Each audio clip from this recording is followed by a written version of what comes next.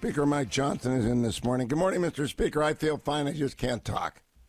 Oh, Hugh, your voice doesn't sound normal. It's painful to hear, but I'm grateful that you're soldiering on, my friend. I'm glad. You've got to do that as well. Tell us about the budget deal. I'm in favor of it. I think conservatives got the best deal they could possibly get. But what's in it, and why should people support it? Well, this is actually a good deal. It's not the deal that you and I would construct and right from the beginning. But everybody has to remember we will literally have this month the smallest majority in the history of the U.S. Congress. I think there was one Congress, the 65th Congress in 1917, 107 years ago, that had a smaller margin. We'll be down to a one-vote margin, Hugh. So we have to deal in the realm of reality. We only control one-half of one-third of the federal government, right? One chamber of Congress. So under those circumstances, we got a really good deal here. It's the first cut to non-defense spending in many years. It significantly cuts the side agreements that were negotiated last year under the Fiscal Responsibility Act, the FRA, and replaces that with $16 billion in real spending cuts. We took $10 billion more out of the IRS slush fund and that the Biden administration fought so hard for. We took $16 billion total, but 6.1 of that comes from the COVID-era slush fund. So we got a lot of money for the taxpayers that's saved here, and at the end of the day, we got more for defense, and we cut non-defense discretionary spending. That's always been a priority of ours, and that's what we're handed here. I'd like to focus in, if we could, on the IRS money, Mr. Speaker. I thought it was crazy that we're giving that money to the IRS. Kevin McCarthy got a $10 billion clawback. Yours is $20 billion. Am I correct? Well, I got 10 additional billion, so 20 billion total. And that is a significant thing because, as you know, that was a big focus of the Democrats in recent months and in the last Congress. And so we're able to claw that back, and there's more of that to come. Now, I know you've got members in your caucus who wish it was more. Will they vote for it? Or alternatively, will you get enough Democrats to vote this? Because a government closure, we will lose the House, we will lose the Senate if that happens. It's that simple. Well, that's right. We have to demonstrate that we can govern, and this is our effort to do that. I think we will, Hugh. I think we'll pass this. The vast majority of the conference understands this is a good deal under the given circumstances that we have, and it moves the ball forward. That's what we're about. We have to have incremental gains. With a one-vote majority, a one-vote margin, we can't throw a Hail Mary pass on every play, right? It's 3 yards in a cloud of dust, and that's what we're doing, yard by yard, first down by first down to stay in this game. I believe if we can demonstrate we govern well, we are going to grow and expand this majority in the upcoming election cycle. I also think we're going to win the Senate back for the Republican Party and the White House as well. So we'll be in a totally different ball game next January, a year from now. But right now, we've got to keep advancing the ball up the field, and that's what this deal does.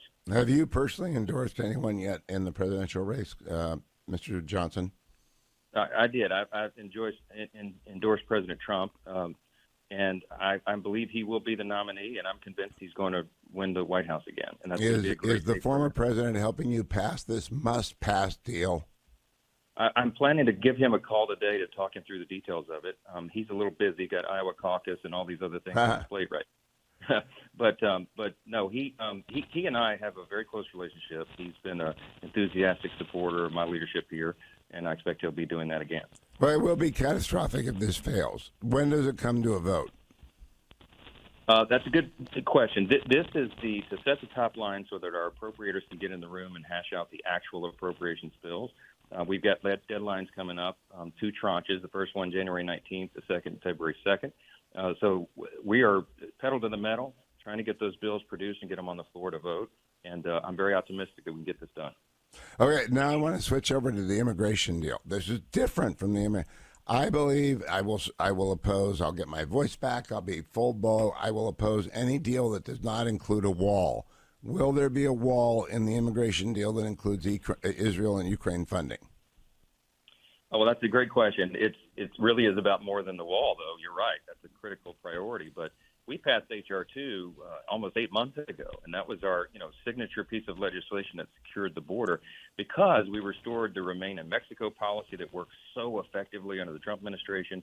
We ended the catch and release program. You know, Secretary Mayorkas admitted over the last week that 85% of the people that are coming across that border illegally are just released into the country.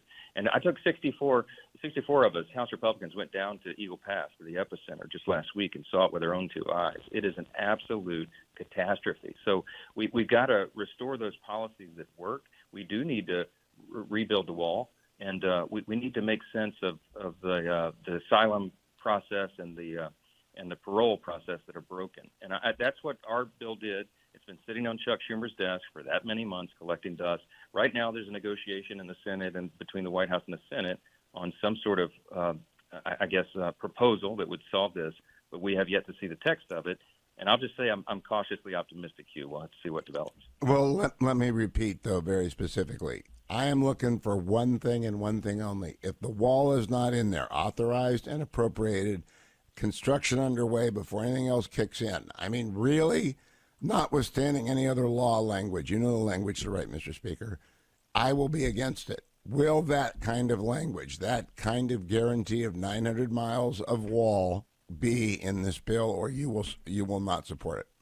Well, we're fighting for it vigorously. We tied the border fight. You mentioned Ukraine funding and all the supplemental funding. You know, the president came forward with his national security supplemental proposal, and we said those are not issues to be tied together. Israel and Ukraine are separate and distinct. We have to support Israel as a top priority. Ukraine's important as well. But we cannot be involved in securing the border of Ukraine or other nations until we secure our own. And so that border fight is coming, and we're going to die on that hill, Hugh. I mean, that is critically important to the American people. By the way, it's about an 80-20 issue. I mean, 80% of the country says it's an emergency or a serious issue that must be addressed. So we're fighting for it. The wall is a critical piece of that. But I'll tell you, the Remain in Mexico policy, for example, when we were down on the Border Patrol agents and the sheriffs who are in charge of patrolling down there doing their dead level best, they said if the president would issue an executive order tomorrow to reinstate Remain in Mexico, they think that would stem the flow by like 70%. Because it would send a message around the world that we don't have an open welcome mat. You can't just come in here like this illegally. You got to stay in Mexico until your case is adjudicated. That alone is a simple fix that President Biden has refused to even acknowledge or do anything about. And it's well, I agree with that. There are a lot of things that are necessary but not sufficient. But the most necessary thing is the wall. And so if you're laying out the stuff on the hills on which you will die, you've got to, I think, communicate to the Senate that you're going to not support a deal that doesn't have the wall in it. Are you communicating that? I've communicated it directly. I said all the elements of H.R. 2, the functional equivalent of it, and the wall is a big piece of that, of course, with these other policy changes. But, you know, some of these policy changes are interlocking, and so you really need all of them to get that down. I'll tell you this. The chief deputy of the U.S. Border Patrol told us in his own words, we were down there, he said, I feel very much like we're supposed to be administering an open fire hydrant. He said, I don't need more buckets. I don't need more funding to process illegals. He said, I need them to turn off the flow. And that's what we are working to do. And the wall, to your point, you is a big piece of that. Yeah, and I think the base will desert you, and we will lose the majority if we don't come up with the wall. They have to give us the wall. They want everything else. We want everything else. They have to give us the wall. Now, Mr. Speaker, when you call the former president, do you expect him to be up to speed on the details of this budget deal? Because it's been so cloaked in darkness, I don't know that he is. Well, that's part of my role is to keep him apprised of that, and I will. We've had some very thoughtful discussions about all the spending negotiations and the big, heavy decisions I've had to make since I became Speaker, which was about 75 days ago. And President Trump has been very, very supportive, and I expect he will as well. I'll give him a read in on this. And all right. Now, can I switch over to practical politics? We need to hold the House. That means you need candidates. How is your recruitment and your fundraising going? Exceptional, exceptional. It's a great blessing. I mean, right out of the blocks, we've been setting records with new numbers of donors coming in. We should get some official numbers here shortly, but I know that it's tens of millions of dollars that we've raised in the last 75 days. Billions. That's what's going to be you. I need to raise about $330 million by next fall between all the efforts. But I tell you what, we've got an extraordinary stable of candidates that we've recruited. I mean, people who are workhorses, not show ponies, that have great life stories, business acumen, veterans, women, minorities. I mean, it's an extraordinary field. I think it's the best field of candidates that we've had in the seats we're challenging in a long, long time. And, of course, our incumbents are running well, too.